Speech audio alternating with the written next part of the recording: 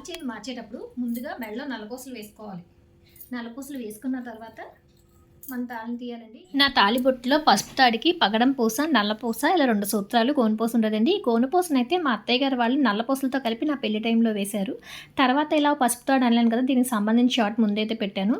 అల్లిన పసుపు తాడికి ముందుగా కోనుపూసను మధ్యలో వేసుకోవాలండి. దానివల్ల ఏంటంటే మిడ్డుకు వస్తుంది. కోనుపూసకి అటు ఇటు 2 సూత్రాలను కూడా వేసేసుకున్న తర్వాత సూత్రాలకి కోన్పోస్కి కొంచెం హోల్స్కి పెద్దగానే ఉంటాయి కాబట్టి పసుపుతాడులోంచి ఎక్కేస్తాయి. కానీ ఇప్పుడు మనం పగడవు నల్లపూస వేస్తాం కదండి, అవి ఎక్కాలంటే కొంచెం టైం పడుతుంది.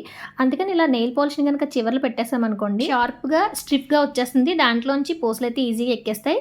ఫస్ట్ నల్లపూస తర్వాత పగడం ఆ 2 వైపులా వేసేసిన తర్వాత అటు ఇటు కూడా ముళ్ళు వేసేసిన తర్వాత మన తాళి చైన్కి హోల్స్ ఉంటాయి కదండి, వాటి ద్వారా ఎక్కిచ్చేసుకొని మన ఎంత హైట్లో కావాలో అంత హైట్లో అటు ఇటు 3 ముళ్ళు వేసేసుకోవాలి. గట్టిగా ముళ్ళు వేసిన చోట కుంకుమ బొట్టు పెట్టి మెడలో వేసుకోవాలి. Like, share, subscribe.